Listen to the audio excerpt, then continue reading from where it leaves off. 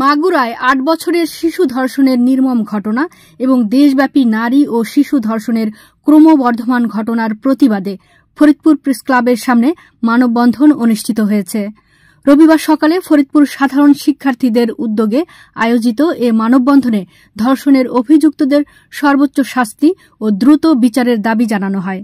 অংশগ্রহণকারীরা রাষ্ট্রের কঠোর পদক্ষেপ ও সামাজিক সচেতনতা বৃদ্ধির আহ্বান জানান।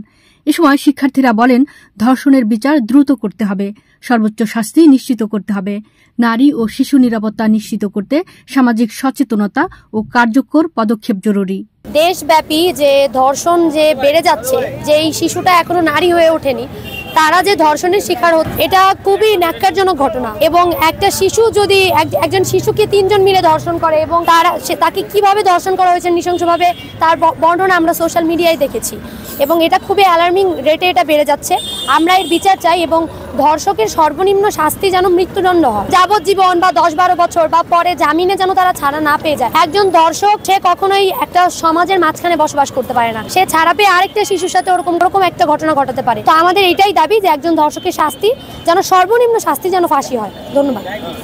আপনারা জানেন যে ফরিদপুরেও কানাইপুরে সেদিন গত 2 দিন আগে একটি ধর্ষণের ঘটনা ঘটেছে, যেখানে আসামি মাত্র 14 বছর। যে আমাদের সমাজের যে বিশৃঙ্খল পরিবেশ এমতো পর্যায়ে চলে গিয়েছে যে আজকে আসামি 14 বছর, একদম অল্প বয়সে আসামি খুঁজে পাচ্ছি এবং বাংলাদেশের অধিকাংশ ধর্ষক আমরা খুঁজে পাচ্ছি যাদের বয়স বেশ অনেক। এই রকম মানসিকতা নিয়ে বা বিশেষ শ্রেণী যদি এর পেছনে থাকে, আমরা প্রশাসনকে জানাতে চাই, ভাই আপনারা আপনাদের সর্বোচ্চ প্রচেষ্টা দিয়ে আমাদেরকে আপনারা সহযোগিতা করুন।